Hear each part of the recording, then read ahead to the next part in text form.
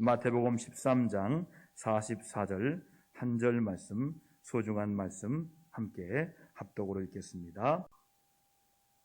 마태복음 13장 44절 한 절 말씀 다 같이 한 목소리로 함께 선포하겠습니다. 함께 합니다. 천국은 마치 밭에 감추인 보화와 같으니 사람이 이를 발견한 후 숨겨두고 기뻐하며 돌아가서 자기 소유를 다 팔아 그 밭을 사느니라. 아멘. 자리에 앉아주시기 바랍니다. 오늘 말씀의 제목은 그 밭을 다 팔아 그 밭을 사느니라. 이 말씀의 제목으로 하나님의 말씀으로 은혜 받는, 힘을 받는 귀한 시간 되기를 바랍니다. 어느 시골 마을에 6남매의 가정에서 실제로 있었던 일입니다. 다섯째로 태어난 두 번째 아들은 이 전 세계를 돌아다니는 전문가, 기술자로 잘 살고 있었습니다. 그런데 고향에 있는 아버지와 어머니의 이야기가 들려옵니다. 어머니 아버지가 속 썩고 살고 있다는 거예요. 어머니 아버지가 힘들어하고 있다는 거예요. 그래서 어떤 어려운 일이 있을까 싶어서 오랜만에 고향 집에 아내와 함께 찾아왔습니다. 그런데 하나밖에 없는 넷째로 태어난 형이 노름에 빠져서 이 아버지와 어머니의 마음을 밤낮 아프게 할 뿐이 아니라 논과 밭을 팔아먹기까지 합니다. 논 농사를 크게 짓는 집인데 이러다가 집안이 다 거덜날 것 같는 거예요. 그냥 내버려두면 안 되겠다라고 생각을 했답니다. 그리고 다니던 좋은 직장을 그만두고 시골 마을로 8년 전에 귀농합니다. 소중한 부모님과 가정을 지키기 위해서입니다. 자기 직장보다 우리 어머니 아버지가 더 소중하고 우리 가정이 소중하기 때문에 그 가치를 두고 귀농해서 잘 살고 있습니다. 여러분, 인생이란 무엇일까요? 최고의 가치를 찾는 여정입니다. 인생을 살면서 어릴 때는 최고가 먹을 거였습니다. 그리고 장난감이었습니다. 그리고 좀 크면 책입니다. 좀 더 크면 또 힘이죠. 여러 가지가 있어요. 그런데 과연 그것이 최고의 가치일까? 나이가 들면서 그것 아니라는 걸 알게 되지요. 장난감도 먹을 것도 명예도 별게 아니구나. 그 위가 있구나. 이 최고의 가치를 찾아가는 여정이 바로 우리의 인생이라고 표현할 수가 있다는 것입니다. 여러분, 최고의 가치를 찾은 사람은 항상 행복합니다. 항상 기쁘고 즐겁습니다. 여러분, 최고의 가치란 무엇일까요? 그 무엇과도 바꿀 수 없는 절대적 가치여야 합니다. 그 무엇과도 바꿀 수가 없는 거예요. 절대적인 거니까. 돈이나 명예나 권세는 순간적인 가치입니다. 그때 올라갈 때만 좋아요. 또 상대적인 가치입니다. 절대적 가치는 영원한 가치입니다. 그 절대적 가치가 무엇일까요? 바로 천국입니다. 여러분, 본문은요, 예수님께서 천국을 소유하는 방법을 비유로 하신 말씀이에요. 예수님은 천국은 이렇다, 이 직설적으로 말하지 않았어요. 천국을 설명하기 힘들기 때문에 알아듣기 쉬운 비유로 말씀하셨어요. 씨 뿌리는 비유로, 겨자씨 비유로, 그물 비유로 말씀하셨어요. 알아듣기 쉽게. 오늘 말씀 같이 다시 한번 봉독하겠습니다. 비유로 하신 예수님 말씀 함께 천천히 읽습니다. 천국은 마치 밭에 감추인 보화와 같으니 사람이 이를 발견한 후 숨겨두고 기뻐하며 돌아와서 자기 소유를 다 팔아 그 밭을 사느니라. 예수님께서 예를 들어 천국은 마치 밭에 감추인 보화와 같다라고 말씀하셨어요. 그러면 밭에 감추인 보화가 무엇일까요? 밭에 감추인 보화가 곧 천국입니다. 즉 천국은 이 세상이라는 밭에 감추어 놓은 보화입니다. 여러분 보물찾기 해보셨어요? 어디다 감춰놓으면 열심히 찾아야 돼요. 바위 밑에도 있고 나무 위에도 있고. 여러분 세상이라는 이 속에 밭에 감추어진 보화가 천국이라는 거예요. 그러므로 인생은 이 보화를 찾아야 한다는 말씀입니다. 찾고 샅샅하게 찾아야 돼요. 사람은 왜 보화인 천국을 찾아야 합니까? 이 세상의 삶만이 전부가 아니기 때문입니다. 인생이 이 세상에서의 삶만이 전부라면 천국을 찾을 필요가 없어요. 이 땅이 다 안 돼요. 이곳이 다 있는데 찾을 필요가 있어요. 즉 천국은 여러분 이 땅이 전부가 아니라는 걸 아는 사람들만 찾는 거예요. 인생이 이 세상의 삶만이 전부라면 천국을 찾을 필요가 없는 거예요. 그것은 어리석은 일이기 때문입니다. 그러나 이 세상을 만드신 분이 천국이 있다라고 성경을 통해서 직접 말씀하셨어요. 자, 한번 따라하겠습니다. 예수님께서, 하나님께서 있다고 한 것은 있다. 믿으세요? 천국이 있음을 믿으세요? 예수님께서 있다고 말씀했잖아요. 천국은 있다. 말씀하셨어요. 직접 말씀해서 그러므로 말씀하신 그 천국을 소유하라고 말씀하셨어요. 그러면 어떻게 천국을 소유할 수 있을까요? 첫 번째는요, 천국의 가치를 알아야 됩니다. 가치를 알아야 돼요. 여러분 본문 말씀 상반절 같이 한번 읽어볼까요? 함께 읽습니다. 천국은 마치 밭에 감추인 보화와 같으니 사람의 이를 발견한 후 숨겨두고 라고 말씀했어요. 여러분 이 말씀은 배경을 좀 알아야 돼요. 유대 민족은 우리나라와 같이 침략을 많이 당했어요. 우리나라는 900번 당했습니다. 유대 민족도 우리나라와 비슷하게 외부의 침략을 많이 당해서 전란을 시달린 민족입니다. 그러므로 사람들이 전쟁을 피하여 피난할 때는 값진 보화들을 대개 자기 밭에 깊이 묻어두고 갑니다. 그런데 피난 갔던 주인이 때로는 영영 돌아오지 못하는 경우가 종종 있습니다. 그러면 그 보화는 땅속에 그대로 묻혀 있습니다. 그리고 밭주인이 여러 번 바뀝니다. 세월이 흘러갑니다. 그러다가 소장 농부가 밭을 갈 때 보화를 발견하게 되는 경우가 있었습니다. 그러면 소장 농부는 그 보화를 그대로 숨겨 놓습니다. 그리고 모든 것을 다 팔아 그 밭을 삽니다. 그 밭에 보화가 있기 때문입니다. 다시 묻겠습니다. 인생은 무엇입니까? 인생은 천국의 가치를 발견하는 순례의 여정입니다. 우리 삶이 천국의 가치를 발견하는 순례 여행입니다. 여정입니다. 여러분 인생은 성공하기 위해서 태어난 것이 아닙니다. 많은 사람이 성공이라는 사탄의 덫에 걸려서 성공하려고 몸부림치고 있습니다. 여러분 인생의 진정한 성공은 무엇일까요? 그것은 하나님을 알고 천국을 소유하는 것입니다. 그런데 오늘 나는 무엇을 위해 달려가고 있습니까? 부자가 되려고 달려가고 있습니까? 아니면 높아지려고 명예입니까? 아니면 권세입니까? 본문의 농부는 아주 성실하게 일하다가 밭에 감춘 보화를 발견했습니다. 다른 농부보다 밭을 더 깊이 일구며 일하다가 보화를 발견한 것입니다.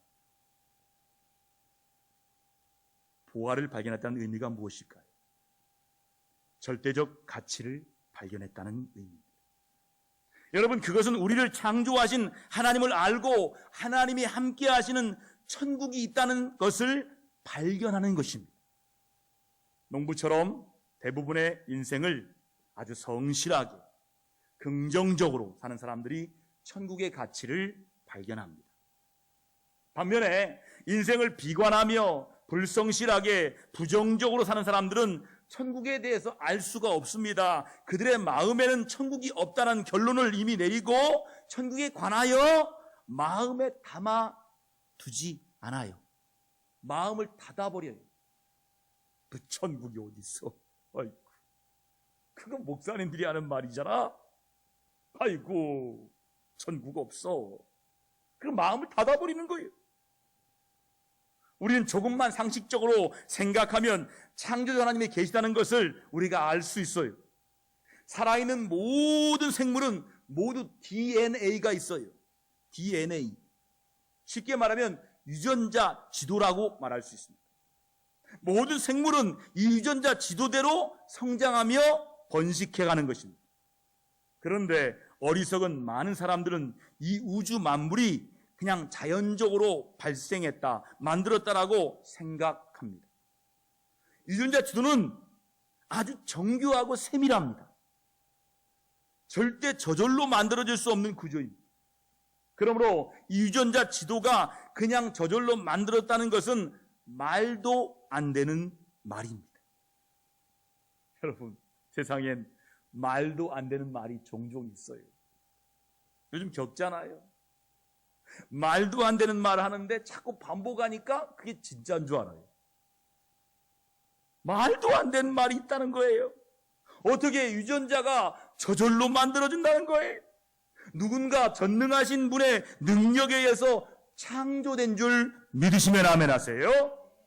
전능하신 그분이 바로 창조주 하나님이십니다. 우리가 창조주 하나님을 인정할 때 천국을 인정하게 되는 것입니다. 이것이 바로 밭에 감추인 보화를 발견하는 것입니다. 오늘 나는 절대적 가치인 천국을 발견했습니까? 여러분, 삭개오는요, 부자가 되는 것이 자기 인생의 전부인 줄 알았어요.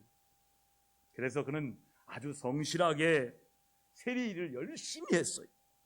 그래서 결국 부자가 되었어요. 세리장이 되었어요. 그러나 부자가 되었음에도 불구하고 마음엔 참된 기쁨과 만족함이 없었어요.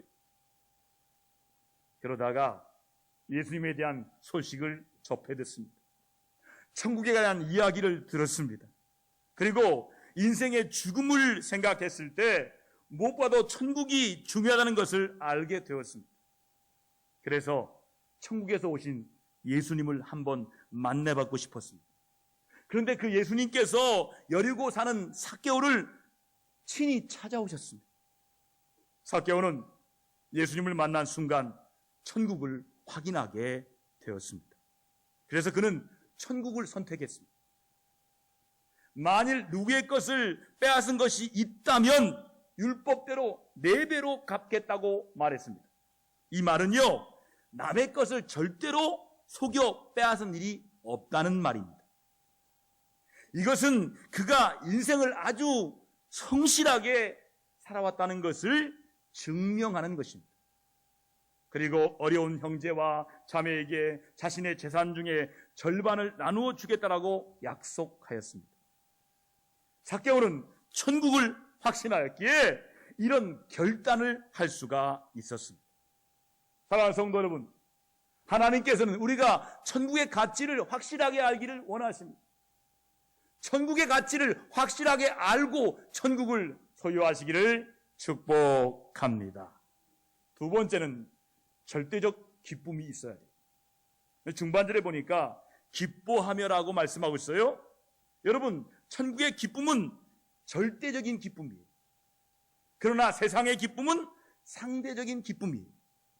시간이 지나고 나면 사라지는 기쁨이에요. 절대적인 기쁨은 인생을 행복하게 하는 살아가는 원동력입니다.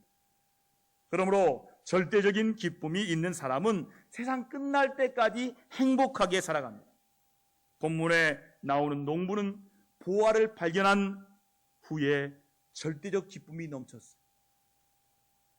일을 해도 얼마나 신나게 하는지. 아이고, 재밌다. 무슨 생각하는 거예요, 지금요? 아이고, 그 보화 살 건데. 그러면서 열심히 기쁨으로 일하는 거예요. 절대적 기쁨이 넘치는 거예요. 그 기쁨은 아무도 빼앗을 수 없는 기쁨입니다. 그렇다면 오늘 우리가 발견해야 한 보화란 무엇일까요? 그것은 예수님을 바르게 아는 것입니다. 예수님이 바로 이 세상이란 밭에 감추인 보화라는 것. 그러므로 예수님을 바르게 아는 사람에게는 샘솟듯 솟아오르는 절대적인 기쁨이 넘치게 됩니다. 할렐루야. 오늘 나는 어떻습니까? 끊임없이 넘치는 샘솟는 절대적인 기쁨이 있습니까? 이 기쁨이 세상의 모든 괴로움과 환난을 이기게 만들었습니다. 오늘 너무나 많은 교인이 이 기쁨을 누리지 못하고 한숨을 쉬며 절망하며 살고 있습니다. 천국의 가치를 아는 사람은 절대로 절망하지 않습니다. 한숨을 쉬지 않습니다. 왜냐하면 절대적 기쁨이 있기 때문에. 오늘 세상의 환경은요, 절망할 수밖에 없는 환경이에요. 코로나19가 세상을 완전 마비시켰어요. 또 태풍이 막 몰려옵니다. 또 속고 속이는 세상이에요. 사탄이 그렇게 만들어가고 있습니다. 그러나 절대적 기쁨이 있는 사람은 모든 환경들을 이겨서 기쁘게 살아갑니다. 사도 바울은 기쁨의 사람이었습니다. 예수님을 바르게 알았기 때문에 오직 예수님과 복음만을 전했어요.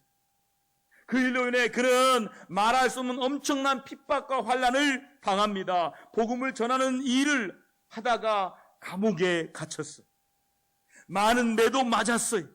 그럼에도 불구하고 그는 항상 기뻐했어요. 기뻐하고 기뻐하노라. 너희도 기뻐하라. 모든 교회에 편지하기를 항상 기뻐하라고 말씀했습니다. 사랑하는 성도 여러분, 하나님께서는 우리가 항상 기뻐하기를 원하십니다. 예수님을 바로 알고 천국을 소유한 사람은 항상 기뻐합니다. 천국의 절대적인 기쁨을 항상 누리시기를 축복합니다. 마지막 세 번째, 나의 모든 것을 다 되돌려 드려야 합니다. 본문 말씀 마지막 절 같이 읽습니다. 함께합니다. 마지막 절 들어가서 시작. 들어가서 자기 소유를 다 팔아 그 밭을 사느니라 말씀하십니다. 여러분, 이 농부는요, 보화를 발견한 후에 아주 지혜롭게 행했어요. 법적으로 그 보화를 자기 것으로 만들려면 그 밭 임자가 되어야 했습니다. 그렇지 않으면 아무리 자신이 발견한 보화일지라도 자신의 소유가 될 수 없기 때문입니다. 오히려 보화를 가지면 보화를 훔친 자가 됩니다. 그래서 그는 자신이 지닌 모든 소유를 다 팔아서 정식으로 그 밭을 샀습니다. 사실 그 보화는 지금의 밭주인의 것도 아니었기 때문입니다. 여러분, 농부가 보물을 얻기 위해서 자기 소유를 다 팔았다는 사실은 오늘 우리에게 아주 영적인 귀한 깊은 진리를 가르쳐 줍니다.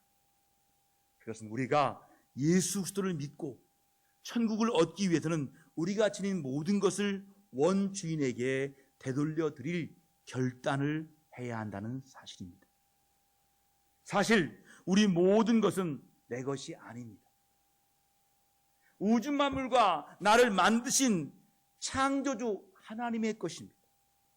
하나님이 주인이십니다. 그런데 세상의 많은 사람들은 착각하고 있습니다. 내가 주인인 것으로 착각합니다. 내 것이라고 우깁니다. 이것이 하나님을 믿지 못하게 하는 가장 큰 걸림돌입니다.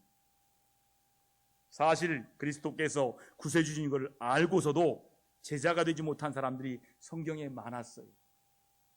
하루는 아주 반듯한 부자 청년이 예수님 앞에 오지 않습니까? 예수님, 어떻게 영생을 얻습니까? 어떻게 당신을 따를 수 있습니까? 말씀을 다 지켜라. 다 지켰습니다. 내게 한 가지 부족한 게 있으니라. 네가 갖고 있는 모든 재산을 팔아 가난한 자에게 나눠주고 나를 따르라. 성경은 기록하고 있습니다. 그 사람이 가진 게 많아서 고민하다가 자기 길로 갔다 그랬어요. 결국 예수님의 제자가 되지 못하고 돌아갑니다. 여러분, 자기의 모든 소유를 희생하는 것으로 착각했기 때문입니다. 희생이 아닙니다. 원래 주인에게 되돌려 드리는 것뿐입니다. 모든 소유권을 원래 주인에게 되돌려 드리는 것이 모든 것을 다 팔아 그 밭을 사는 것입니다. 오늘 나는 어떻습니까? 모든 소유권을 주님께 되돌려 드렸습니까? 이것도 내 거, 이것도 내 거, 이것도 내 거, 이것도 내 거, 다 붙들고 있는 거. 돌려드린 게 없어. 그러니까 얼마나 무겁고 힘들어요.